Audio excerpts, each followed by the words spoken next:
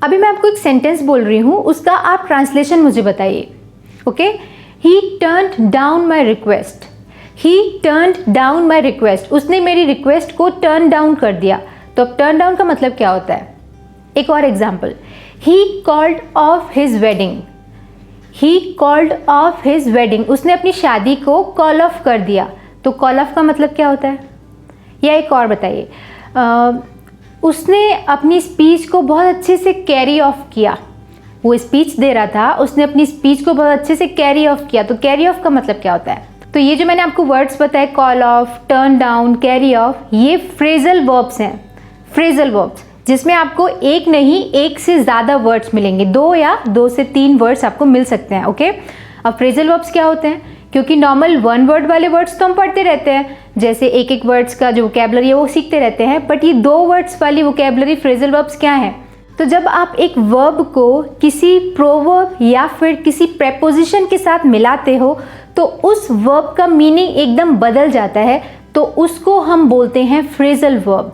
जैसे turn down, तो turn मतलब होता है पलटना और डाउन मतलब होता है नीचे, राइट, टर्न डाउन। बट यहाँ पर जो मैंने आपको सेंटेंस बताया उसमें टर्न डाउन का मतलब होता है निरस्त कर देना, मना कर देना, रिक्वेस्ट को रिजेक्ट कर देना, right. Turn down my request, उसने मेरी रिक्वेस्ट को मना कर दिया। तो टर्न डाउन का मतलब टर्न और डाउन दोनों अलग अलग मीनिंग साथ में मिले, तो टर्न डाउन का मतलब एकदम बदल गया, तो वो एक फ्रेजल वर्ब हुआ। तो इस वीडियो में मैं आपको डेली लाइफ में बोलचाल में सबसे ज़्यादा यूज़ होने वाले 10 फ्रेजल वर्ब्स बताने वाली हूँ। मैं कोशिश करूँगी कि उनका मीनिंग मैं आपको बहुत अच्छे से एक्सप्लेन कर पाऊँ। तो अगर आप अपनी वोकैबुलरी इन्हेंस करना चाहते हैं, अपनी लैंग्वेज को इम्प्रूव करना चाहते हैं, तो चलिए वीडियो में मेरे साथ और सीखते हैं 10 phrasal verbs. Okay, let's start the video.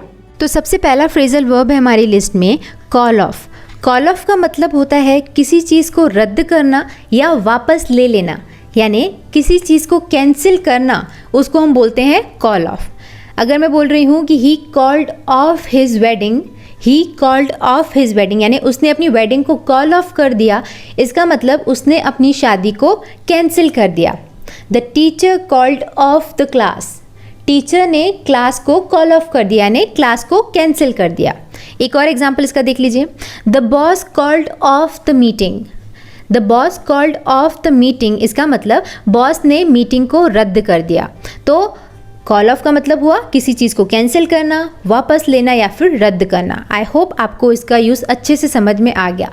आगे बढ़ते हैं और देखते हैं नेक्स्ट फ्रेजल वर्ब जो कि है हैंड ओवर। हैंड ओवर एक बहुत कॉमनली यूज्ड फ्रेजल वर्ब है। इसको समझना इनफैक्ट बहुत सिंपल है, यानी इसमें कुछ खास नहीं है। जैसे हैंडओवर का मतलब होता है किसी चीज़ को किसी दूसरे व्यक्ति को देना। अपने हाथों से अगर आप किसी चीज़ को दूसरे व्यक्ति को दे रहे हैं तो मैं आपको बोलूँगी कि आपने वो चीज़ उसे हैंडओवर कर दी। जैसे अगर आपके हाथ में कार कीज़ हैं, अगर वो आप मुझे दे रहे हो तो I would say you handed over the car keys to me. आपने उन कार कीज़ को मुझे हैंड ओवर कर दिया। इसका इंग्लिश मीनिंग मैंने लिखा हुआ है to give something to someone, किसी चीज़ को किसी दूसरे व्यक्ति को देना। एग्जाम्पल देख लो इसका एक और, she handed over her responsibility to me. She handed over her responsibility to me यानी उसने अपनी जिम्मेदारी मुझे सौंप दी यानी अपने हाथों से या बोलकर, यानी उन्होंने अपनी रिस्पॉन्सिबिलिटी मुझे दी, मुझे हैंड ओवर की। ओके, नेक्स्ट फ्रेजल वर्ब है हमारी लिस्ट में टेक ओवर। हैंड ओवर का मतलब होता है अपने हाथ से अपनी चीज़ किसी को देना, बट टेक ओवर का मतलब होता है ले लेना, यानी किसी चीज़ को अपने अधिकार में ले लेना या फिर कार्यभार संभालना। किसी कंपनी में एक मैनेजर के पद पर दूसरा मैनेजर आए तो हम बोलेंगे कि उस पोस्ट को उन्होंने टेक ओवर किया, यानी अपने अधिकार में ले लिया। To take control of something, किसी चीज़ का कंट्रोल लेना, जबकि हैंड ओवर मतलब होता है किसी चीज़ का कंट्रोल या किसी चीज़ को देना। टेक ओवर मतलब लेना। आई होप आपको समझ में आ गया। एग्जाम्पल देखिए, it's time for someone new to take over. It's time for someone new to take over यानी किसी नए व्यक्ति के कार्यभार संभालने का समय आ गया है। अब ये टाइम आ गया है कि कोई नया व्यक्ति आए और सारे काम को टेक ओवर कर ले। एक और एग्जाम्पल आप कैसे बोल सकते हो कि उन्होंने उस कंपनी को टेक ओवर कर दिया, उन्होंने उस कंपनी को अपने कंट्रोल में ले लिया, उसका कार्यभार संभाल लिया या उसे अधिकार में ले लिया। तो I hope take over's clear. आगे बढ़ते हैं, देखते हैं नेक्स्ट फ्रेजल वर्ब जो कि है टर्न डाउन। टर्न डाउन का मतलब होता है मना करना या अस्वीकार कर देना, यानी किसी चीज़ को अगर आप रिजेक्ट कर रहे हो या रिफ्यूज़ कर रहे हो तो उसका मतलब हुआ टर्न डाउन। जैसे उन्होंने मेरी रिक्वेस्ट को टर्न डाउन कर दिया, उन्होंने मेरी रिक्वेस्ट को मना कर दिया, अस्वीकार कर दिया। ओके, इसका इंग्लिश एग्जाम्पल देखिए, she turned down my request. She turned down my request, उन्होंने मेरे अनुरोध को ठुकरा दिया। तो turn down again is a very very useful phrasal verb जो डेली लाइफ में बहुत यूज़ होता है। आगे बढ़ते हैं, देखते हैं नेक्स्ट फ्रेजल वर्ब जो कि है कैरी ऑफ। कैरी ऑफ का मतलब होता है किसी काम को बहुत सफलतापूर्वक करना, यानी किसी काम को बहुत सक्सेसफुली करना। टू डू समथिंग सक्सेसफुली उसको बोलते हैं कैरी ऑफ करना। जैसे मैंने आपको स्टार्टिंग में क्या बोला था कि उन्होंने अपनी स्पीच को बहुत अच्छे से कैरी ऑफ किया, यानी उन्होंने अपनी स्पीच को बहुत सक्सेसफुली डिलीवर किया या फिर उसे बहुत अच्छे से बोला। ओके, एक और एग्जाम्पल देख लीजिए इसका, the actor carried off the role very well. The actor carried off the role very well, यानी उस अभिनेता ने इस भूमिका को बहुत बखूबी निभाया, बहुत सक्सेसफुली उसे कैरी ऑफ किया। ओके, तो कैरी ऑफ एक बहुत अच्छा वर्ड है। नेक्स्ट फ्रेजल वर्ब है look forward to. Look forward to एक बहुत ज़्यादा यूज़ होने वाला टर्म है जिसको आप ईमेल वगैरह में बहुत पढ़ते होगे। जैसे I look forward to hearing from you, I look forward to seeing your sample या कुछ भी। लुक फॉरवर्ड टू का मतलब होता है खुशी से या फिर बेसब्री से इंतज़ार करना। जैसे अगर एक एक्टर की मूवी रिलीज़ होने वाली है जो कि आपका फेवरेट एक्टर है, तो आप बोलोगे I am looking forward to watch his movie, I am looking forward to watch his new movie. तो लुक फॉरवर्ड टू या लुकिंग फॉरवर्ड टू का मतलब होता है किसी चीज़ का बहुत बेसब्री से इंतज़ार करना, अवेट ईगरली। ओके, एग्जाम्पल देखो इसका, I am looking forward to seeing you again. I am looking forward to seeing you again, यानी मैं तुमसे मिलने का या तुमसे दोबारा मिलने का बेसब्री से इंतज़ार कर रहा हूँ। जैसे किसी का प्रोजेक्ट रिलीज़ होने वाला है तो आप बोल सकते हो कि मैं उसको जानने के लिए बहुत ज़्यादा बेसब्री से इंतज़ार कर रहा हूँ कि वो क्या है। I am looking forward to know more about this project. तो लुक फॉरवर्ड टू का मतलब हुआ बहुत बेसब्री से, बिल्कुल इंतज़ार जहाँ ख़त्म ना हो उस खुशी के साथ किसी चीज़ का वेट करना। ओके, आगे बढ़ते हैं, देखते हैं next phrasal verb go on. Go on एक बहुत ज़्यादा यूज़ होता है बोलचाल में, आपने सुना ही होगा व्हाट्स गोइंग ऑन, क्या चल रहा है, या प्लीज़ गो ऑन यानी तुम जारी रखो। तो गो ऑन के दो मतलब होते हैं, पहला होता है किसी चीज़ को जारी रखना या आगे बढ़ना। ओके, अगर मैं बोल रही हूँ गो ऑन यानी तुम जारी रखो, आगे बढ़ो, बोलते जाओ। और इसका दूसरा मतलब होता है होना, यानी to happen. What's going on, क्या हो रहा है, होना। ओके, तो इसका एग्जाम्पल बहुत सिंपल लिखा है मैंने, life goes on.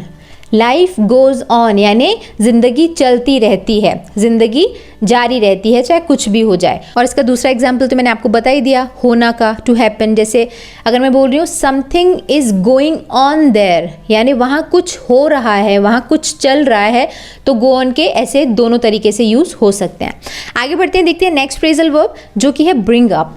Bring up के दो मतलब होते हैं। इसका पहला मतलब होता है किसी खास विषय के बारे में बात करना शुरू करना। जैसे आप किसी टॉपिक पर बात कर रहे हो, ठीक है, 2-3 लोग हो, बट सडनली कोई एक सर्टेन टॉपिक स्टार्ट कर दे और उस पर बात करना शुरू कर दे, तो आप बोलोगे उसने वो टॉपिक ब्रिंग अप कर दिया, है ना। She brought up the subject of what ever, यानी आप किसी प्रोजेक्ट के बारे में बात कर रहे हो और सडनली कोई पैसे के बारे में बात करना शुरू कर दे, तो आप बोलोगे she brought up the subject of money, यानी उसने पैसे के बारे में बात करना शुरू कर दिया। ठीक है, तो ब्रिंग अप मतलब किसी सर्टेन टॉपिक पर बात करना। और इसका सेकंड मीनिंग होता है पालन पोषण करना, यानी टू रेज। जैसे she has been brought up very strictly, यानी उसकी परवरिश बहुत स्ट्रिक्ट हुई है।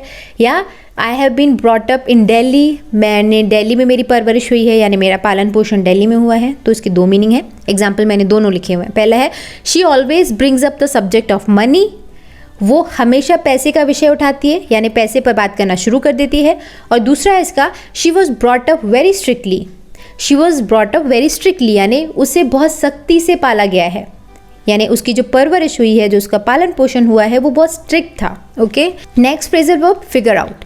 फिगर आउट का मतलब होता है किसी चीज़ को समझना या समस्या को सुलझाना। जैसे अगर आप बोल रहे हो कि उसको मैंने फिगर आउट कर दिया, उस प्रॉब्लम को मैंने फिगर आउट कर दिया, यानी उसका मैंने सोल्यूशन ढूंढ दिया।